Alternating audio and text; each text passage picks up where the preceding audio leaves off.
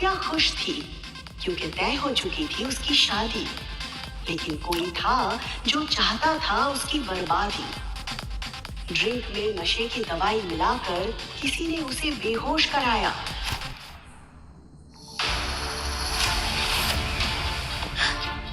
ऋषि, उसे महसूस हुआ कि ऋषि की उंगलियां उसके बालों में घूम रही है। ऋषि, शादी से पहले प्लीज ये सब नहीं। कुछ देर बाद उसकी आंखें पूरी तरह से बंद हो गई और वो कब सो गई उसे पता ही नहीं चला। अगली सुबह नव्या का सर इतना भारी था कि उसके उठने की हिम्मत नहीं हो रही थी। अगले ही पल फिर से डोरबेल की आवाज आई।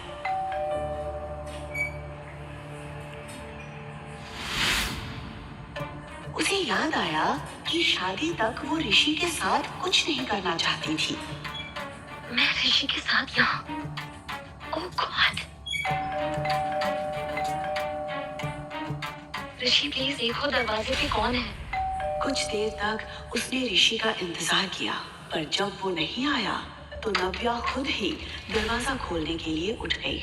नव्या को समझ नहीं आ रहा था कि अगर ऋषि उसके सामने खड़ा था तो कल रात उसके साथ कमरे में कौन था। ऋषि, तुम बाहर कब गए? तुमने क्या हालत बना रखी है? अगर तुम्हारी बैचलर पार्टी खत्म होगी तो हम लंच करेंगे, बाहर चलें। पर तुम तो अभी तक रेडी भी नहीं हुई। इतना कहकर ऋषि कमरे के अंदर आ गया।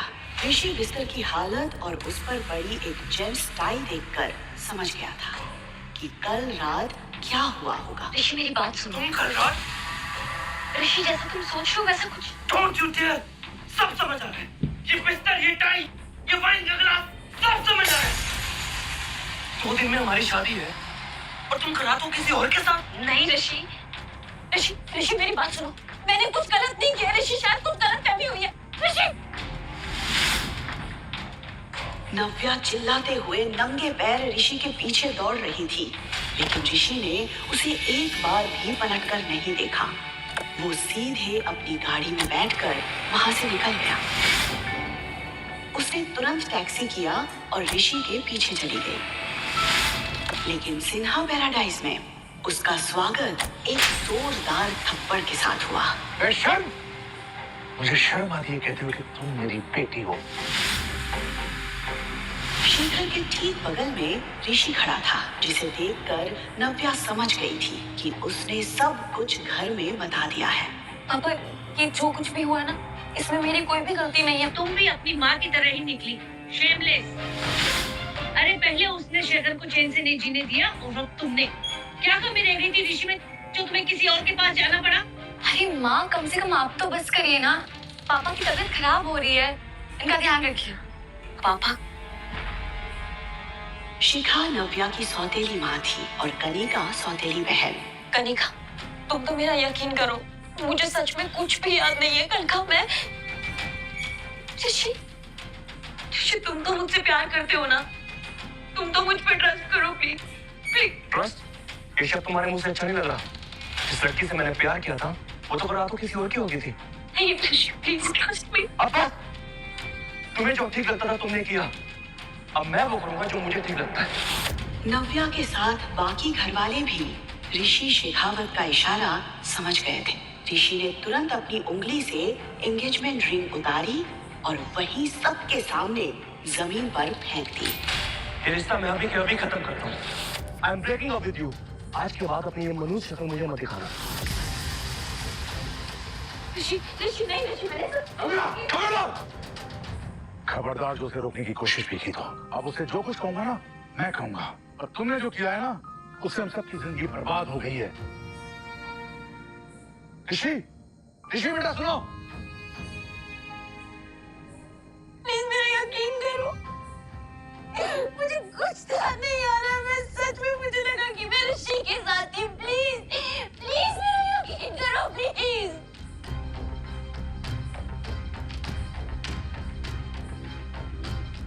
कनिका प्लीज, तुम तो मेरा यकीन करो प्लीज।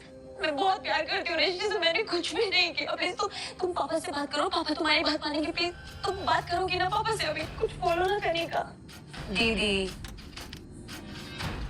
मैं क्या समझाऊं दीदी, क्योंकि मुझे पता है कि आपने कुछ भी नहीं किया है, क्योंकि जो कुछ भी किया है वो तो मैंने किया।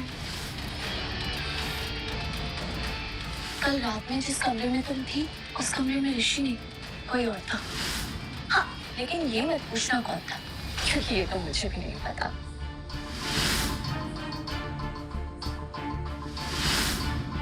और मैंने ये सब इसलिए किया क्योंकि अगर कोई ऋषि से शादी करेगा तो वो मैं होंगी। मैं ऐसा सोच भी कैसे सकती हूँ? मैं ऐसा सोच ही नहीं सकती, कर भी सकती हूँ। और देखो, मैंने ऋषि को तुमसे हमेशा हमेशा के लिए अलग कर दिया। अब वो जिंदगी भर कुंवारा रह जाएगा, लेकिन तुम्हारी तरफ दोबारा पलट के कभी नहीं देखेगा। बचपन से तुमसे मैं नफरत करती हूँ और हमेशा तुमसे जीती आई हूँ।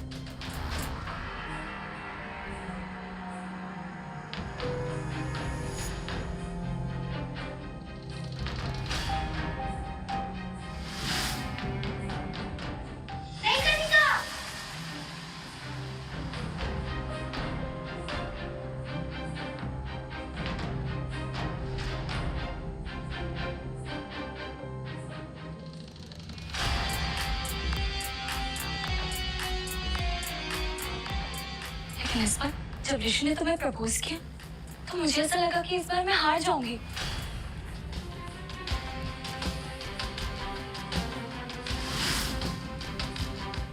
Stop it. Will you marry me?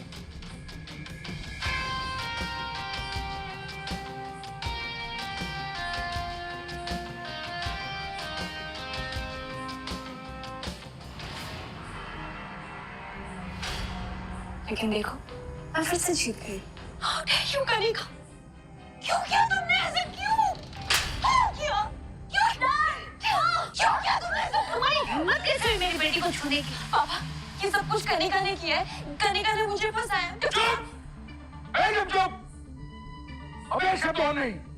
देख रहे हो अपनी बेटी की हरकतें? एक तो शेखावत परिवार के सामने हमारी इतनी इंसल्ट करवाई, ऊपर से माफी मांगने की जगह मेरी बेटी को मारने चलिए।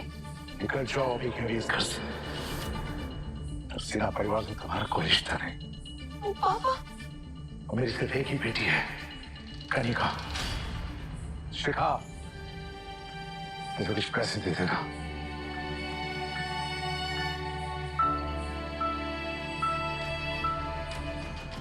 उसके पिता शेखर का फैसला उसे अंदर ही अंदर तोड़े जा रहा था। वो समझ चुकी थी कि अब उसे अपने ही घर को छोड़ना पड़ेगा, इसलिए अपना सामान लेकर वो घर से निकल गई। दिल्ली के सबसे बड़े ऑफिस के कैबिन में आहूजा इंडस्ट्रीज का मालिक अविनाश आहूजा अपने असिस्टेंट के साथ बैठा था। अविनाश 27 साल का यंग हैंडसम बिजनेसमैन था, जिसकी एक झलक के लिए भी लड़कियां तरसती थी। बिजनेस वर्ल्ड में उसकी काबिलियत के साथ उसके गुस्से की भी चर्चा होती थी। मतलब शशांक, तुम ये कहना चाहते हो कि कल रात में किसी लड़की के साथ था और तुम्हारे पास उसके बारे में कोई इन्फॉर्मेशन नहीं है? बहुत बड़ा ट्रैप था। Are you out of your mind, Shashank? Sorry sir, हमने बहुत कोशिश की बट लड़की का चेहरा नहीं दिख पाया। एक्चुअली सीसीटीवी सारे सामने से बंद थे, सिर्फ ये दिखाई दिया कि एक लड़की ने दूसरी लड़की को आपके कमरे में भेजा था। अविनाश सीसीटीवी वीडियो देखकर शॉक्ड था। शशांक, इस फोटो के सारे एविडेंस हटा दो। किसी को नहीं पता चलना चाहिए कि मैं कल रात किसी लड़की के साथ था। अगर ये बात मीडिया तक पहुंची तो मेरी रेपुटेशन भी ठीक नहीं होगा। शशांक ने तुरंत हाँ में सर हिलाया और अपने काम के लिए तेजी से निकल गया। अविनाश और शशांक ने उस लड़की की आइडेंटिटी पता करने की बहुत कोशिश की जो उस रात अविनाश के साथ थी, लेकिन उनके हाथ कुछ भी नहीं आया था। इस बात को 6 साल बीत चुके थे। नव्या और अविनाश दोनों ही इस बात से अनजान थे कि उस रात वो किसके साथ थे। दोनों ही अपनी अपनी जिंदगी में आगे बढ़ चुके थे। 6 साल तक नव्या ने काफी परेशानियां झेली, पर उसके साथ एक ऐसी खुशी थी जिसने उसकी हर मुश्किल को आसान कर दिया था। उसने अब अकेले उस खुशी के साथ जीना सीख लिया था। पापा,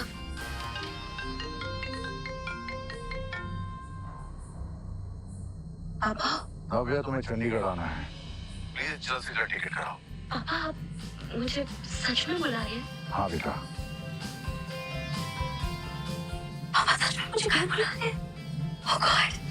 आखिर क्यों बुलाया था शेखर ने इतने सालों के बाद नव्या को वापस? कौन सा सहारा था नव्या के जीवन में? आखिर कब तक अविनाश और नव्या इस बात से अनजान रहेंगे कि उन दोनों ने ही उस रात होटल में रात बिताई थी? जानने के लिए सुनते रहिए द रिटर्न, सिर्फ पॉकेट FM पर।